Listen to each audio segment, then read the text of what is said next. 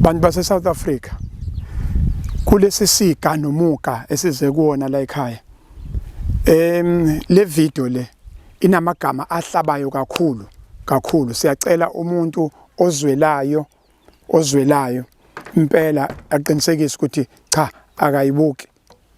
inamagampela ayahlaba kakhulu kodwa ayikho indlela besingayenza oba siyithatha njengoba injalo enkulumo kumama khona sizozwa eSouth Africa kusizobona eSouth Africa ukuthi ngempela siphila kuphi izwe selinjani izwe seliphenduke kanjani masithi izwe gcwele amanzi sesikhuluma ngalento ozoyibuka zibukele kodwa mawazi ukuthi ke uyashesha ukuzwela cha ungayibuki South Africa isifundazwe iKZN siwanongoma isigodi bhanganomo kusemjovweni la sikhona uward 1 wanongoma ke uyazi ukuthi kusehlala Nkosi namhlanje ulesihlanu kusho ukuthi kuyasiphinda lokho sike sabala kwanongoma emavikini amabili besize ngesigameke sithi asifane nalesi esize ngaso namhlanje namhlanje sehlukile kodwa isigameke esifanayo ngoba kade sila kwanongoma besize ngesigameko la kudlungulwe khona izingane eziwu5 zidlungulwa umfana oyedwa izingane ezincane baleko 3 years no 4 years no 5 years no 12 years namhlanje sebhanganoma emjovweni la sikhona kukwamsezana umama kumina ugogo einganeni zana udaba lwakho uzosilandisa mayise silandisile bese siyabuka futhi nalapha ahlala khona sawubona mama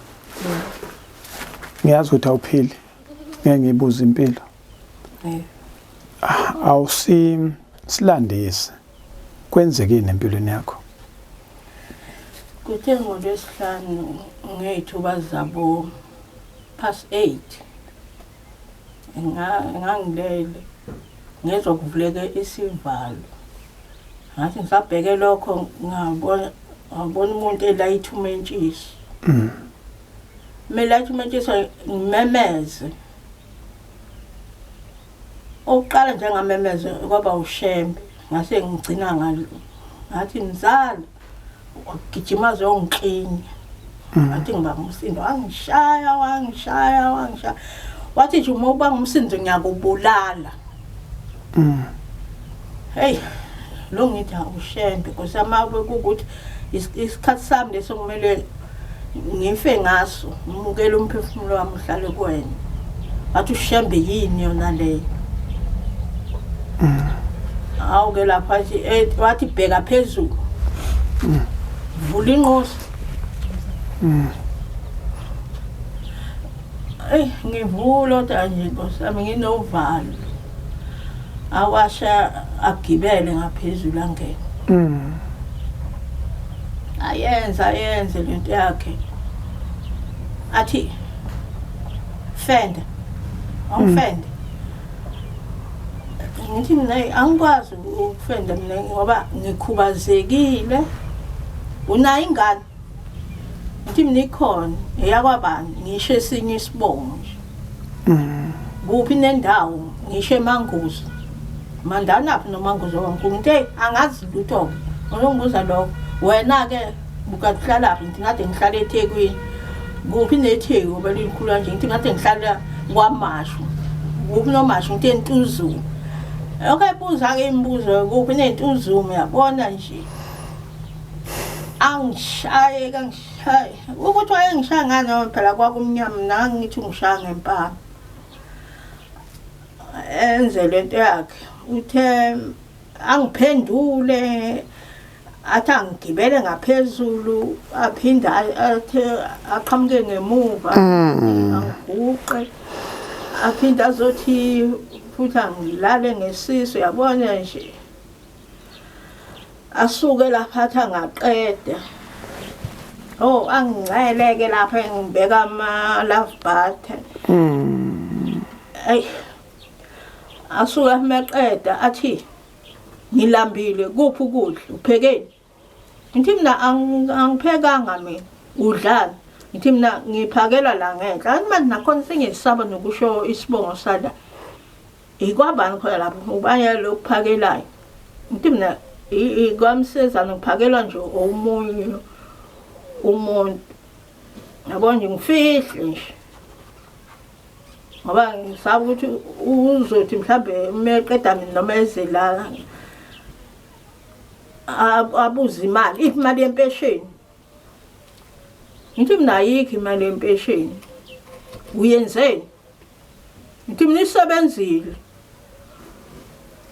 abuze nje izinto eziningi asuke lapho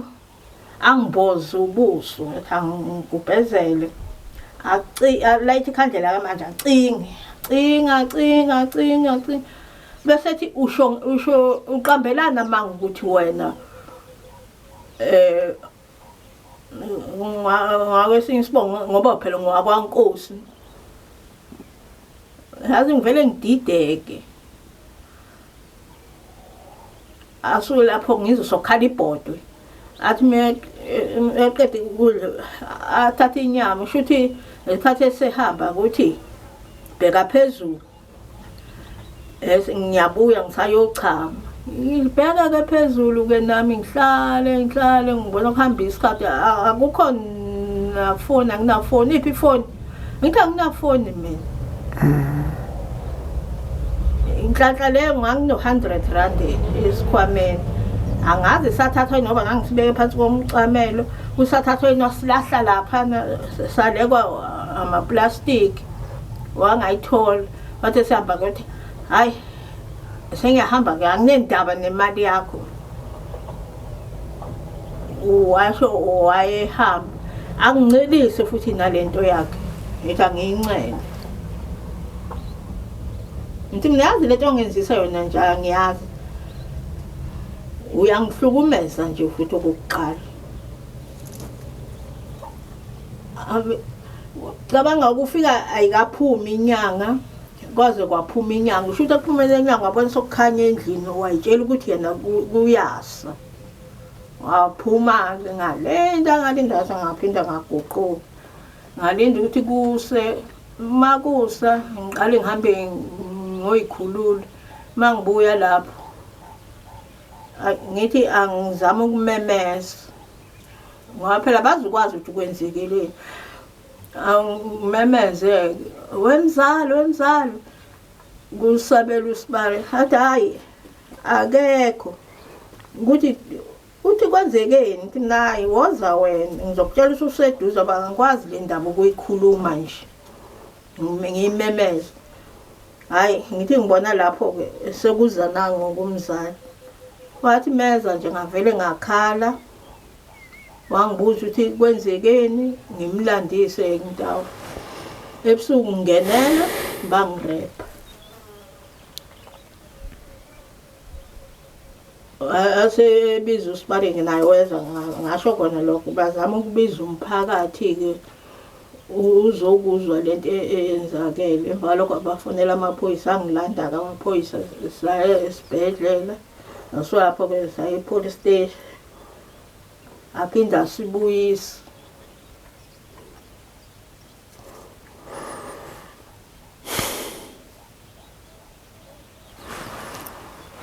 mama uthe uneminyaka emingaki na 68 ngoba kahlahla ngabe ngithi 69 kodwa manje ngoba ngohlanganisa late ngenyanga yokugcina oh yes mhla 17 December uthe ukhubazekile uhamba ngezandla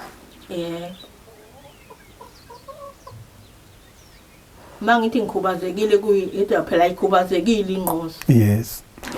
usho kuyena umtshela ukuthi ukhubazekile yebo ethi yena inqozo ayikhubazekile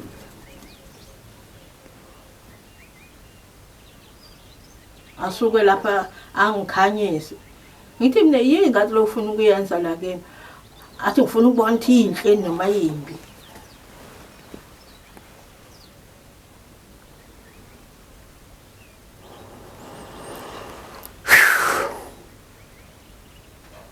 South Africa KZN, Nongoma.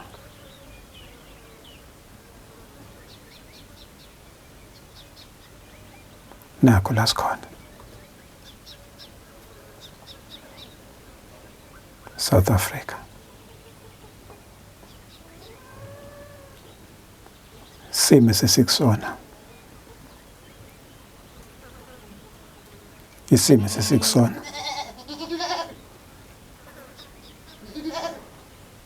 Isimo sekusona njengamanje. Akukho okunye ngizokusho. Zothi ngeSouth Africa isimo izwe esilingcole kwafika khona. Asibonga umsebenzi omuhle amaphoyisa kwaNongoma, sibonga abaseshi senzo omuhle abawenzile. iZululand siyabonga ukuthi lolu daba lubhlungu lunjalo, kodwa nikwazile ukuthi nikwazi ukuthi nimbambe umenzi. Uma ulalela ke inkulumo ethi umenzi umuntu ka95, inkulumo isho kanjalo. Uma uyilalela inkulumo izohamba ichazela ukuthi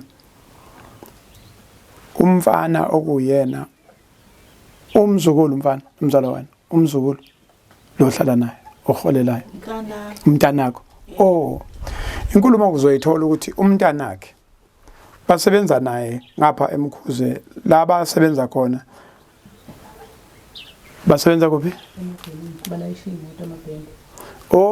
Balayisha emaveni ngapha eMkhuze.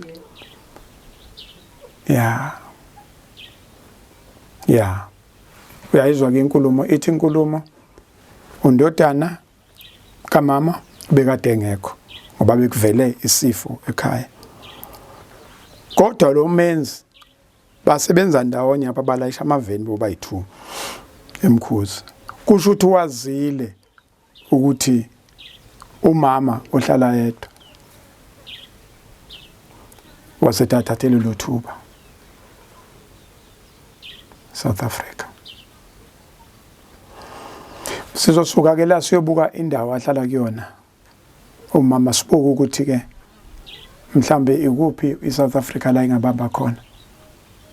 ngoba mawulandela futhi inkulumo uzothola ukuthi la hlala khona ubekiwe khona ngonyaka odlule. Into engadala ukuthi indlomxhaso angayitholi, wayekade ehlale ngwavuma, wayithola esesengwavuma. Manje usemuvelela endaweni engathi bi right ukuthi engahlala ngakuyona ngapha, base bemnikeza inxiwa ngoba isimo sasingasavuma ukuthi ahlale ngayo. Uyazi ke ngokahulumeni ugcina umuntu engasakwazi ukuthi athole indlu uma ukuthi wakwayithola kwenye indawo. Udaba namangalwazi kahle, kodwa ngiyakhumbula ukuthi khona inkulumo enjalo sayikhuluma. Into esizoyenza ke sizocela nje eSouth Africa ukuthi ke noma ubani wase South Africa, noma ubani wase KZN, noma ubani noma wakwaNongoma unamandla kanamandla, sizokwenza lokho kuthiwa iconsi igcwalisa ibhakede isigodi, kube khona sikwenzela umama athole indawo yokuhlala. Kodwa sizoya khona siyobuka, angeke sivume kube nje eSouth Africa. Mhlambe kolunye usizo esingacela ngaba usizo azolulekwa kahle ngokomqondo, alekeleleke nabantu abakhona la ekhaya, ngoba lesimo sishaqisa umzimba, siyaluma, senza igazi lilume, awukwazi ukuphila. Sizoya sokunikeza masegcwele mase sisuka siya lapha. Siyabonga mama, kubhlungu kunjalo, asiphethe lutho, akukho sikuphethe. Kodwa sithemba uNkulunkulu ukuthi konke lokho esicelayo abantu base South Africa bazosenzela. Ngigcine ngasayisho ngisho ukuzisho. Ngoba Msweli mina sibonga. Ayanda amadoda igama lami ekhaya kithi kuseMatuba. Uhlala nguzwe ukhuluma kwezemgwaqo. Yebo. Konzoze ngubone ethu. Buka ke sengubona kabi ngesikhathi esibi. Ubuka la sekhalende ngokuqala kule row phezulu. Yebo. Ezinye ke zezinto masingekho emsakazweni ilezi ukubheka silekelele emphakathini ukuthi kuphi la singabamba khona iqhaza ngoba vele izwe lonakele kodwa angeke ukuthi ngoba lonakele kanje bese sivele sichithele izandla sithi ngoba sekonakele kufanele kube khona okuncane esikwenzayo kube khona la sobamba khona sibe ukuthi singabamba kanjani ilokho nje mama ilokho asokwenza sohamba soshutha le yandlu le South Africa ngizolokho ngikumbisa nje iqephu ngeqephu iyona ke indlu le okwenzeke khona umuga noma isika la ungene khona umfana la wafica umama una 68 wamdlwengula waseminisa yonke imkhuba kukulendlu okwethuke mhlambe singalekelela khona ukuthi silekelele umama ukuthi ke atholelwe indlu ezomenza ukuthi ke isithunzi sakhe sibuye indlu u1 nendlu engena furniture itoilet ngoba uyabona ukuthi alikho nje itoilet number 3 mayingathola noma ithangi lamanzi ujojo izona zinto engiyibona ukuthi mhlambe nje abantu base South Africa abangakwazi ukuthi basilekelele ngisho ngabe u2 room noma u1 room kodwa uthe ukuthi onesithunzi 2 room 3 room ngiyanicela abantu base South Africa ikhona singakwenza mhlambe kwenzeke ukuze ke nje asuleke nezinyembezi entweni ayibonile nento angayibonanga yenzeke kuyena ilokho abantu base South Africa engikucelayo kuba kuphela nje South Africa isona simo ke lesi njengoba sisuka lapha kumama la asethe gozolo lokho negobe khona amadlangala emva ukuthi kube nesimo esehlile umuga wehlela yilendlu abelele kuyona lendlu le uhlala nomfana wakhe naye oneminyaka ethe ukukhula ukuthi bengalala noma wakhe endaweni enje yona ndawo la kwenzeke khona umuga la siyabuka ukuthi ke nakuba isimo besichaza ukuthi akasaqualify ukuthi mhlawumbe athole umxhaso kodwa ngiyacabanga ukuthi khona into engenziwa ngoba isimo ngempela esingesihle lesi sekusona isimo esinzima kakhulu mawuthi uyabheka nje ukuthi khona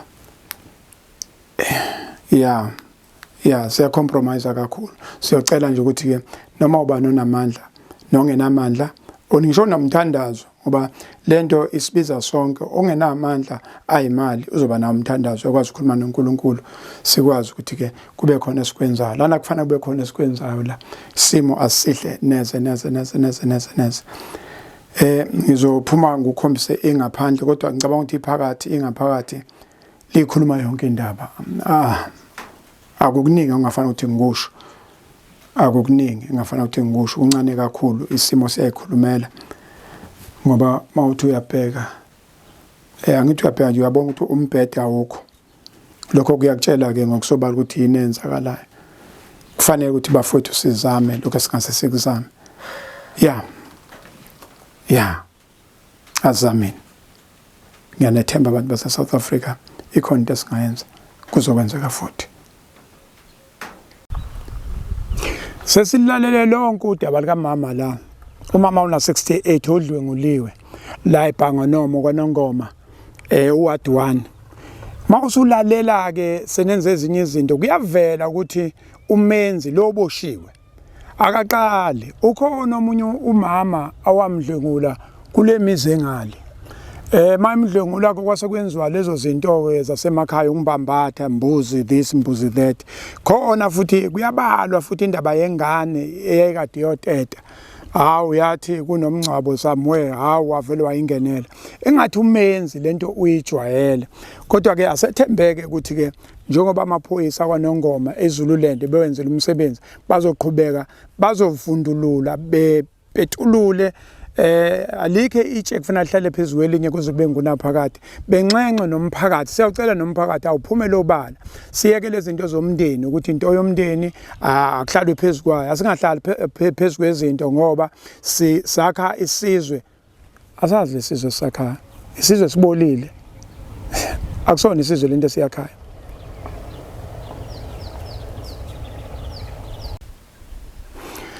South Africa asibonge kakhulu la kwaNongoma seBhanga nomo emjovweni sibonga kakhulu abakwazile ukuthi ke basixhase sisuka eThekwini size sofika la halfway Fort ePortshepstone. Mfoka Nyandeni, umsebenzi wakho uyobonga emazulwini. Umfowethu umfoka Mabuza engineer lapha eBhalithu kukhanya project, siyabonga kakhulu. Icase size ngayo la ibhlungu futhi inyantisa igazi ngalo lohlobo. Siyabonga abafowethu, bese sibonga kakhulu abantu ke ku Facebook, Twitter, Instagram, ikakhulu YouTube subscribers nabangasubscribile. Lokho nje uthi uyongena lapha ku YouTube ubuke, kuyalekelela kakhulu. Nabantu besigodi, zakhamuzi zesigodi, inkonzo ka R10, iconzo eqhasa ibhakede, ngani sazoqhubeka nayo. Siyabonga kakhulu ukuthi nenze lo msebenzi ube impumelelo, ukuthi sizofika nje la sithathe lolu daba likamama bese ke sizohlela kabusha ukuthi ke senza njani ukuya phambili kulekelelwe kuleli yakhaya. Angibonge kakhulu.